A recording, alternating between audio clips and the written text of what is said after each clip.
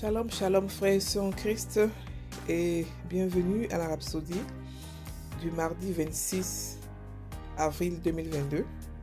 Rhapsodie écrite par le pasteur Chris Oyakilome et la lecture vous est offerte par les vérités de l'évangile. Le thème d'aujourd'hui est « Chacun est digne d'être utilisé par le Maître ». Alléluia. Et le verset de Romains 1, verset 16 qui nous dit « Car je n'ai point honte de l'évangile, c'est une puissance de Dieu pour le salut de quiconque croit. » Alléluia. Et le pasteur Christ dit « Lorsque vous étudiez les Écritures, vous constatez que certaines stratégies de gain d'âme que nous avons souvent promues ne sont efficaces que théoriquement et non pratiquement. Par exemple, nous pouvons dire que les banquiers devraient atteindre le monde des banquiers avec l'évangile, ou que les juges devraient témoigner à d'autres juges, etc. Bien que ce soit une bonne stratégie, nous devrions toujours garder à l'esprit que tout le monde est apte à l'usage du maître, ce qui signifie que n'importe qui peut atteindre qui que ce soit avec l'évangile. Alléluia. Vous n'avez pas besoin d'être un ingénieur pour conduire les ingénieurs à Christ. Ce n'est pas ainsi que la parole de Dieu se répand. Nous devons tous savoir la mentalité que nous avons, que nous sommes missionnaires. Les agents du salut de Dieu partout où nous sommes. Et donc témoigner à tous ceux que nous rencontrons. Considérez le salut de Naaman, un général respecté de l'armée qui avait la lèpre. Différentes personnes ont joué des rôles vitaux dans son témoignage, en particulier une petite fille israélite. La servante a commencé avec la femme du général. Elle lui a prêché en disant « Aussi mon Seigneur était auprès du prophète qui est à Samarie, le prophète le guérirait de sa lèpre. » Et cela est de 2 Rois 5, verset 3. La femme a cru et c'est ainsi que l'affaire s'est arrivée au roi de Syrie et le résultat en a été la guérison miraculeuse et la conversion de Naaman. Profitez de votre position là où Dieu vous a placé et prêchez l'évangile avec audace. Il y a des gens pour qui Dieu a divinement ordonné que vous serez celui qui les atteindra et il vous positionne en conséquence. Il peut s'agir des politiciens, d'entrepreneurs, de conférenciers, des employés du secteur de la santé, etc. Pourtant, Dieu s'est connecté avec eux en sorte que seuls vous pouvez leur parler de Jésus. Les gens riches ont des endroits où manger, commander de l'épicerie et d'autres fournitures. Si vous dirigez de tels lieux et êtes la personne qui assure la livraison, profitez-en pour leur parler de Jésus. Si vous étiez le serveur ou le majordome dans un restaurant de luxe réservé aux riches, après s'être occupé d'eux, surtout s'ils vous laissent un pourboire, dites-leur « Monsieur ou Madame, j'ai quelque chose à vous, pour vous aussi ». Puis donnez-leur une copie de la Rhapsodie des réalités. Ce restaurant peut être le seul endroit et l'unique occasion pour ces personnes de recevoir l'évangile. Profitons de nos opportunités et portons l'évangile à tous. Notre message en Christ est vrai, il ne fait exception de personne. Alléluia. Fin de la Rhapsodie. Le pasteur aujourd'hui nous parle du fait que nous pouvons être utilisés par le Maître. Que tout le monde ici est digne d'être utilisé par le Maître pour prêcher l'évangile. Non seulement ça, mais pour d'autres choses, mais qui n'a pas parlé aujourd'hui.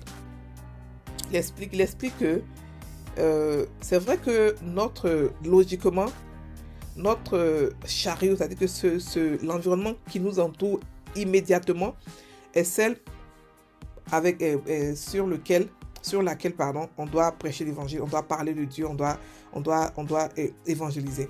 Mais il y a des gens que Dieu a déposés, qui a placés dans notre vie, qui ne pourront entendre que votre voix et votre seule voix.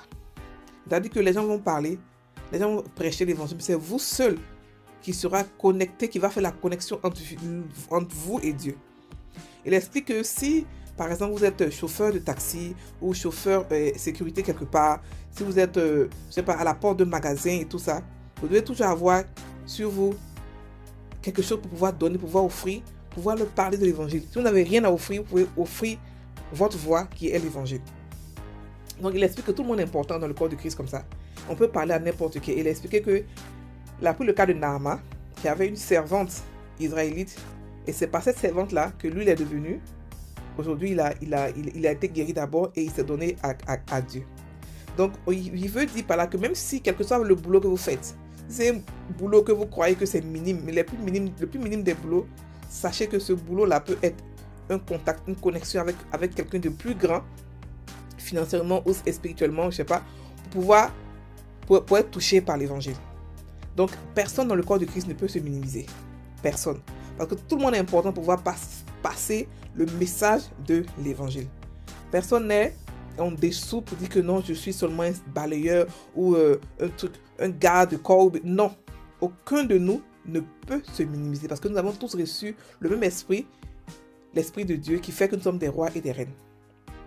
C'est pour cela que je m'indigne un peu quand je vois des pasteurs qui veulent seulement s'approprier Dieu, qui font croire que le peuple doit forcément passer par eux avant de rencontrer Dieu. C'est faux.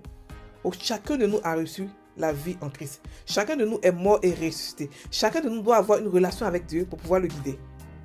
Donc chacun de nous peut impacter son monde à sa manière. Et nous avons tous des rôles à jouer, des missions à jouer sur cette terre. On n'est pas venu pour pouvoir mendier l'amour de Dieu au travers d'un être humain. Non. L'amour de Dieu, on ne l'a pas la mendier d'abord. C'est Dieu qui nous l'a donné gratuitement. Et de plus, on doit la montrer directement, avoir une intimité avec Dieu. Parce que nous sommes tous importants devant Dieu. La preuve, n'importe qui, la servante de Naama, elle était israélite d'abord et puis elle a été capturée. Donc elle n'avait pas vraiment, si elle voulait se regarder en tant que telle, pour dire qui je suis, elle n'allait pas pouvoir aider son patron. Mais elle n'a pas regardé ce qu'elle est, elle n'a pas regardé son état, elle a compris qu'il fallait qu'elle donne, il fallait qu'elle aide son patron. Elle a dit que l'amour ici a la motivé. Et c'est ce que nous devons voir, nous devons comprendre que ceux qui sont dehors, qui ne sont pas encore chrétiens, ils risquent de partir en enfer. Ce n'est pas qu'ils risquent, ils vont aller en enfer. Et l'amour qu'on a pour eux ne nous permet pas de les laisser aller en enfer. Non, on ne peut pas le faire. Ce qu'on fait, c'est de pouvoir les faire sortir de là. Parce que n'importe qui entre nous chrétiens, peut faire sortir n'importe qui des ténèbres. Oui, parce que le chrétien a cette domination-là, a ce pouvoir de faire sortir n'importe qui des ténèbres. Quelle que soit la situation économique de la personne, quel que soit son rang social ou son rang politique, un petit chrétien qui est né de nouveau peut toucher n'importe qui pour que la personne devienne chrétien. La preuve, on a vu Pierre, les premiers chrétiens, qui sont devenus chrétiens la même heure. Ils ont commencé à évangéliser la même heure. Ils ont eu 3000 âmes en un seul jour. 3000 âmes. Après être chrétien, peut-être quelques heures. C'est pour montrer que le chrétien, on ne peut pas minimiser ou mettre le chrétien dans un standard, dans une boule pour dire que voici ce que tu vas faire. Non. L'esprit qu'on a est un esprit de liberté. Et il utilise qui il veut. Personne n'est petit dans le corps du Christ. Personne n'est trop grand dans le corps du Christ. Non, on est tous pareils et on agit ensemble en tant qu'un seul corps. On évolue ensemble, on s'aime ensemble et on fait étendre le royaume des cieux ensemble. Donc si vous êtes, quel que soit le boulot que vous faites, sachez que vous pouvez évangéliser n'importe qui. Commencez à évangéliser. Et l'évangélisation vous permet de pouvoir récolter des fruits pour la vie éternelle, récolter les talents, récolter les dons de révélation, toutes sortes de dons, pour pouvoir encore plus évangéliser.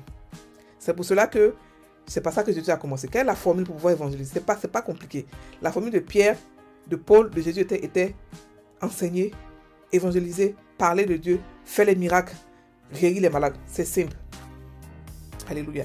Donc frères et sœurs en Christ, pensez à toucher le monde parce que nous avons un message qui est très important. Et ce message fait que nous sommes différents, nous sommes uniques à cause de ce message. Et la manière dont nous donnons, chacun donne son message de manière différente. Moi, je parle vite par exemple. Mon message prend des gens qui écoutent rapidement, mais des gens qui parlent plus lentement, qui ont aussi leurs gens qui vont les écouter. Donc chacun a son cercle d'influence que Dieu a déposé, que Dieu a établi et que nous ne devons pas rater. Alléluia. Donc profitons de nos opportunités pour pouvoir prêcher le message de l'évangile, pour pouvoir aider les gens, pour pouvoir les amener à Christ.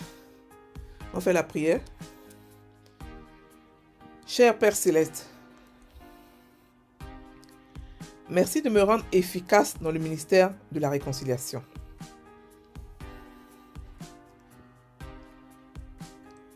Je suis un ambassadeur et un intendant des mystères du Christ.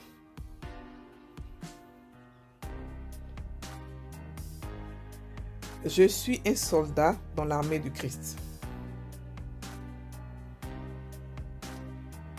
Je demeure militant pour apporter la parole de Dieu à ceux de mon monde,